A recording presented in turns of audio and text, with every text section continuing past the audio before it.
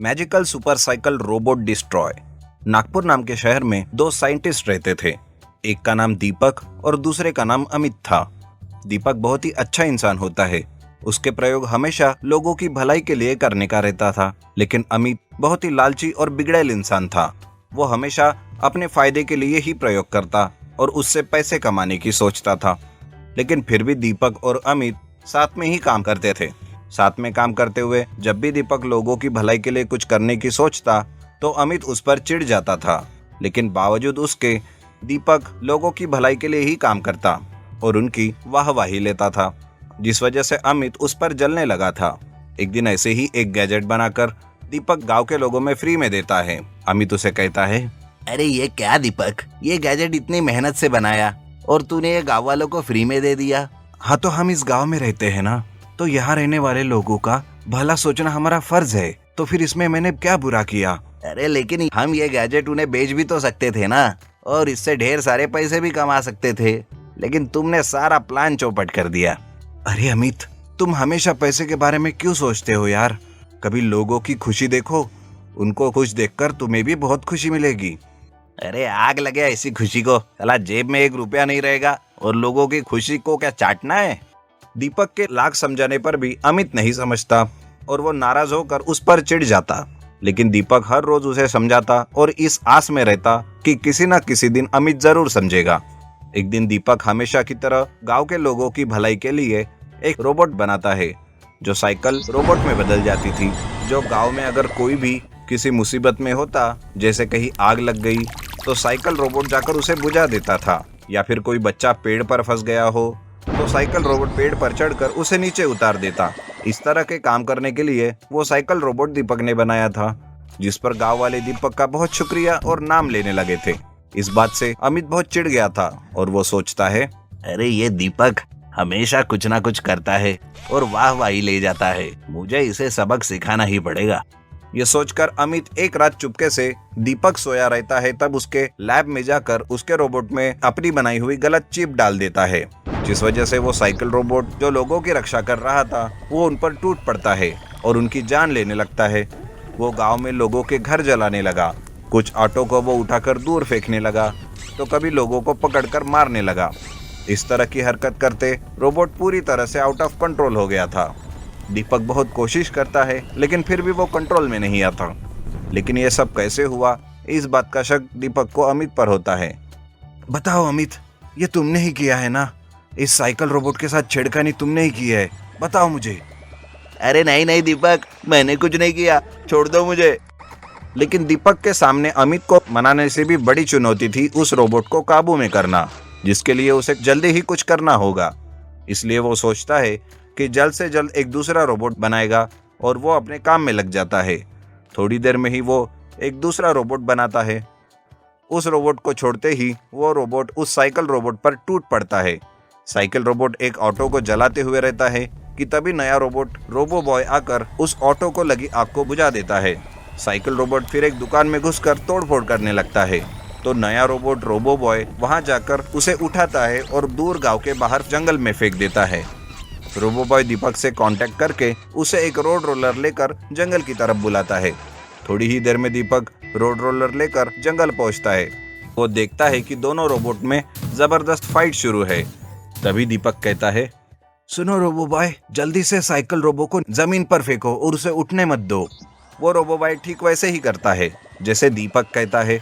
वो cycle robot को नीचे जमीन पर पटकता है लेकिन उसे उठने ही नहीं देता।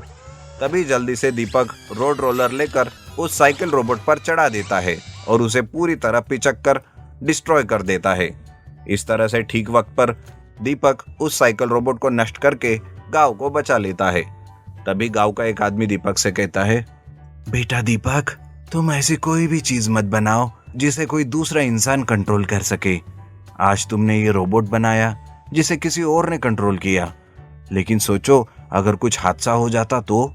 दीपक इस बारे में बहुत सोचता है और वो उन दोनों रोबोट को अपने लैब में ले जाकर डिसमेंटल करके उसे डिस्ट्रॉय कर देता है। और उस दिन से दीपक अकेला ही गांव के लोगों के भलाई के लिए नई चीज बनाता है जो उन्हें कभी नुकसान नहीं करती। अंडरग्राउंड बाइक रेस चोर ट्रैप। सुंदरपुर गांव में रॉकी नाम का एक बाइक चोर रहता था। असल में वो एक बाइक रेसर था। वो हर अपार्टमेंट में जाकर वहां की बाइक चोरी करता था, लेकिन पुलिस पकड़ने से पहले वो बहुत तेजी से वहां से निकल जाता था। उसके बाइक स्टंट काफी देखने लायक थे, लेकिन पुलिस उससे काफी परेशान थी क्योंकि वो उसे पकड़ नहीं पा रही थी। वो अपने सारी चोरी की बाइक अंडरग्राउंड बाइक पार्किंग में रखता था। एक दिन उसका साथी गज्जू उसे कहता है, अरे रॉकी भाई, तुम तो काफी फेमस हो गए हो। हर पुलिस के जुबान पर तुम्हारे ही चर्चे हैं। हाँ भाई, मैंने भी बहुत सुना है तुम्हारे और तुम्हारी रेस के बारे में। चलो एक रेस हो जाए, मैं भी तुम्हें हरा सकता हूँ। अरे फिर क्या, इस दुनिया का सबसे फास्ट बाइक रेसर हूं मैं, क्या समझ रखा है। फिर क्या था, तीनों में बाइक रेस स्टार्ट हो गई। काफी रोमांचक होने लगी वो रेस। कभी गज्जू आगे तो कभी रॉकी आगे तो कभी कल्लू आगे। तीनों काफी स्पीड से आगे की ओर बढ़ने लगे, पर रॉकी, वो तो रेसर था, वही जीत गया। रॉकी कहता है, क्यों गज्जू, कहा था ना मैं ही जीतूंगा रेस। इस दुनिया का एक ही रेसर है और वो है रॉकी। हाँ भाई, मान गए। तुम्हें ना कोई नहीं हरा सकता, ना कोई पुलिस पकड़ सकती है। यू आर ग्रेट रॉकी भाई। रॉकी को अपने रेसिंग स्किल पर काफी घमंड हो गया था। अब तो जहां बोले वहां वो चोरियां करने लगा था, और चोरी करने के बाद वो इतनी स्पीड में बाइक चलाता कि पुलिस भी उसे पकड़ ही नहीं पाती थी। पुलिस उसका काफी पीछा करती, लेकिन वो चकमा देकर वहां से निकल जाता था। एक दिन पुलिस कहती है, अरे रॉकी का कुछ करना पड़ेगा रे चितड़े। अगर ऐसा ही चलता रहा तो लोगों को हम पर भरोसा उठ जाएगा। समझ में नहीं आ रहा कि कैसे पकड़े उसे। ये सुनकर कांस्टेबल चितड़े कहता है, साहब, मेरे पास एक प्लान है। अगर हम ऐसा करेंगे तो रॉकी को जरूर पकड़ पाएंगे। प्लान के मुताबिक पुलिस ने एक नई बाइक रोड पर खड़ी कर दी थी और छुपकर रॉकी का इंतजार करने लगे थे। काफी देर के बाद रॉकी वहां से गुजर रहा था और उसकी नजर बाइक पर पड़ी। वो कहता है, अरे वाह, इतनी नई बाइक और इस जगह पर जहाँ कोई भी नहीं है। लेकिन यहाँ पर कोई क्यों नहीं है? सोचने वाली बात है, जरूर दाल में कुछ काला है। रॉकी इधर उधर देखता है तो वहां पर उसे पुलिस छुपी हुई नजर आती है और वो समझ जाता है कि पुलिस का ये ट्रैप है उसे पकड़ने के लिए। रॉकी कहता है, मुझ जैसे नामी चोर को पकड़ने के लिए इतना छोटा सा प्लान किया। पुलिस जानती नहीं कि उनका किससे पाला पड़ा है। रॉकी वहां से भाग कर निकल जाता है, लेकिन पुलिस जीप में उसका पीछा करती है।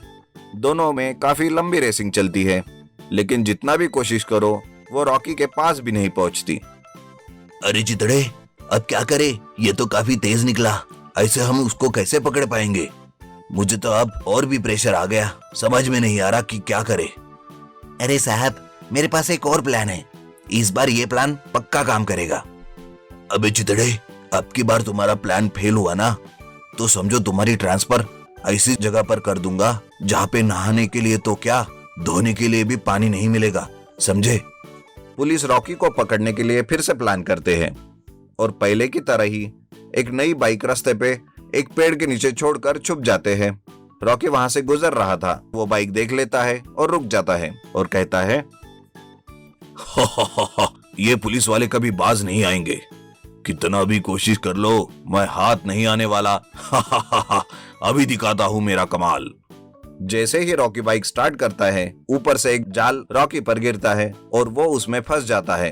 पुलिस वहां आ जाती है और कहती है, क्यों रॉकी, बहुत बड़ी बड़ी बोल रहा था ना, अब दिखा तुम कितने दूर भागोगे। पुलिस वाले रॉकी को पकड़कर उसकी अंडरग्राउंड सभी बाइक्स जब्त कर लेते हैं और रॉकी को जेल में डाल देते हैं।